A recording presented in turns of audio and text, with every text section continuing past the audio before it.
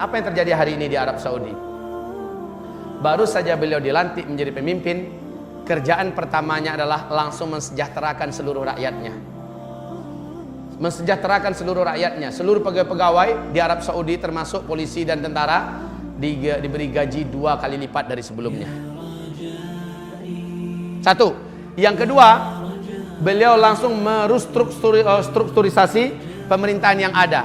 Jenderal-jenderal yang bejat, orang-orang kerajaan yang menjabat sementara akhlaknya, moralnya sangat jelek dan loyal kepada maksiat serta kepada barat, dicopot oleh beliau.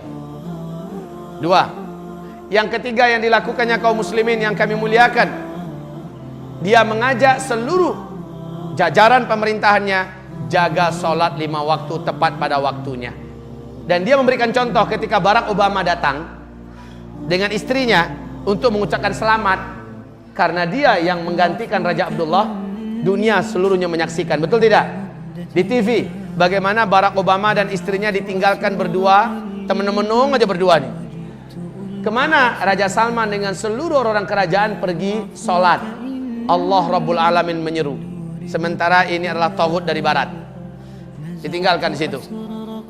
Kaum muslimin yang kami muliakan, yang keempat, apa yang dilakukan oleh Raja Salman ibadallah, membebaskan seluruh tawanan-tawanan, khususnya para ulama-ulama yang loyal kepada dakwah sunnah tapi tegas mengkritik pemerintah, seperti Syekh Dr. Saman Audah, Syekh Safar Hawali. Banyak masyayikh ulama-ulama dibebaskan dari penjara seluruhnya. Para mujahidin-mujahidin yang dulunya ikut berperang dan akan pergi ke Suriah, tapi di masa Abdullah kan dicekal, lalu dipenjarakan, dibebaskan seluruhnya. Subhanallah, Pak. Yang kelima yang dilakukan oleh Raja Salman adalah Menteri Agama yang dipecat oleh Raja Abdullah karena begitu kuat kepada Islam dan sangat tajam mengkritik pemerintah, dipecat. Lalu diangkat menteri baru sebagai Menteri Agama. Ketika Raja Salman yang naik, Menteri Agama yang baru dinaikkan ini dipecat oleh Raja Salman. Lalu yang lama itu dipanggil kembali dan sekarang menjadi Menteri Agama kembali. Masya Allah. Yang keberapa lagi? Yang keenam, saat Presiden Sisi datang, yang terkenal melakukan kudeta terhadap pemerintahan resmi Mursi yang terpilih secara demokratis di Mesir, ya, dan membantai serta membunuh 7.000-an orang, membakar hidup-hidup jamaah kaum muslimin atas nama Ikhwanul Muslimin, 300-an orang jamaah, Pak, di alun-alun, di tempat terbuka. Tidak ada dunia yang ribut. Amerika sok-sok ribut sedikit, padahal dia punya makar di belakang itu untuk menggulingkan Mursi. Setelah Mursi berpidato, kita wajib bebaskan Al-Quds, kita menuju khilafah. Ini pidato Mursi, subhanallah, ini menggoncangkan Yahudi, Pak, sehingga Amerika dan lain-lainnya bergerak dengan serentak. Termasuk yang paling gelisah itu adalah Raja Abdullah. Kemudian ketika Sisi melakukan kudeta, biayanya ditanggung oleh Raja Abdullah. Ketika selesai, ketika seluruh dunia masih ternganga melihat kejadian di Mesir, Raja Abdullah lah yang paling pertama mengucapkan selamat kepada As-Sisi. Jadi maaf, ini mana dia ilmu yang diajarkan di mana-mana oleh kawan-kawan kami yang mengaku sebagai salafus soleh di Indonesia ini. Tidak boleh melakukan kudeta kepada pemerintahan resmi. Mursi itu kan pemerintahan resmi. Pemerintahan resmi, terpilih secara resmi kaum muslimin. Ternyata di kudeta. Harusnya kudeta itu kan buhot. Kenapa tidak diperangi? Malah ikut mengucapkan congratulations for you. Lalu apa kata Saudi mengatakan dengan gagahnya, wahai Sisi, jangan cemas. Kalau seluruh dunia menolak kalian, maka kami menerima kalian. Kalau seluruh dunia menutup pintu dari kalian, kami memberikan pintu kami kepada kalian. Maka dana pertama yang mengucur adalah $1 miliar, Pak.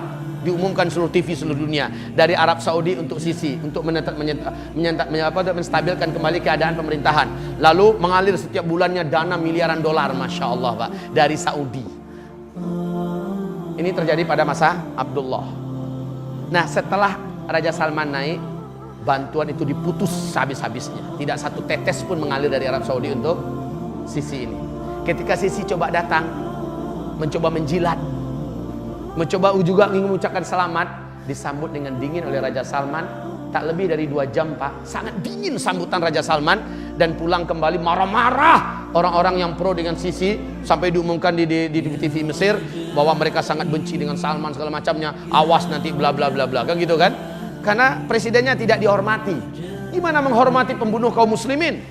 Orang yang melakukan kudeta, orang yang tangannya berlumuran dengan darah dan ternyata punya loyalitas dengan Iran. La haula wala quwata illa billah. Namun yang ketujuh, saat Erdogan datang, Pak. Erdogan, presiden Turki, inilah presiden Islam yang mana di tangannya Turki menuju kepada puncak kejayaannya sekarang ini, Pak. Hanya 10 tahun beliau baru memimpin di Turki, Pak. Eropa seluruhnya kalah oleh Turki. Dalam hal apa saja? Dalam hal pendidikan, dalam hal teknologi, apalagi dalam hal ekonomi, Pak. Di segi militer, Turki sudah mampu membuat senjata perang sendiri, pesawat tempur sendiri. Turki sudah memproduksi alat-alat, bahkan di Amerika dan Eropa hari ini, Pak, dalam 3 alat elektronik pasti satunya dari Turki, dan itu mesti yang terbaik dengan harga yang mahal. Di tangan Erdogan, Pak. Erdogan lah satu-satunya yang berani mengejek dan menghina Amerika di depan publik, di muka internasional. Dan dia bukan hanya sekedar ngomong seperti Iran ngomong, Pak. Ketika orang tepuk tangan untuk Yitzhak Rabin, untuk Shimon Peres, ya. Ketika orang tepuk tangan untuk Benyamin Netanyahu, siapa yang berani lantang bicara di forum internasional ketika pertemuan seluruh dunia dengan negara maju di dunia? Erdogan naik, memalukan kalian tepuk tangan tadi. Ini manusia macam ini tidak layak untuk kalian tepuk tangan. Dia yang berlumuran darah dengan darah kaum muslimin yang ada di Gaza. Erdogan yang mampu mengucapkan kalimat itu, Pak. Erdogan hari ini menggratiskan seluruh biaya sekolah. Rumah sakit ratusan bermunculan sekarang ini dengan fasilitas yang mewah, gratis untuk rakyatnya. Subhanallah kaum muslimin. Di masa Erdogan ini jilbab kembali pada tempatnya. Di masa Erdogan ini diwajibkan belajar bahasa Arab di seluruh sekolah, mulai dari SD sampai perguruan tinggi. Masya Allah.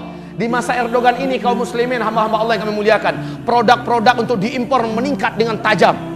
Di masa Erdogan ini 3 tahun berturut-turut maskapai penerbangan yang terbaik di muka bumi, 3 tahun berturut-turut Turki yang punya. Subhanallah, Pak.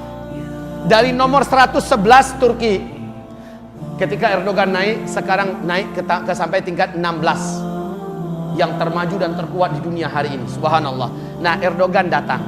Erdogan lah yang membukakan pintu untuk para mujahidin dan para bantuan sosial yang datang seluruh dunia untuk Suriah. Betul tidak?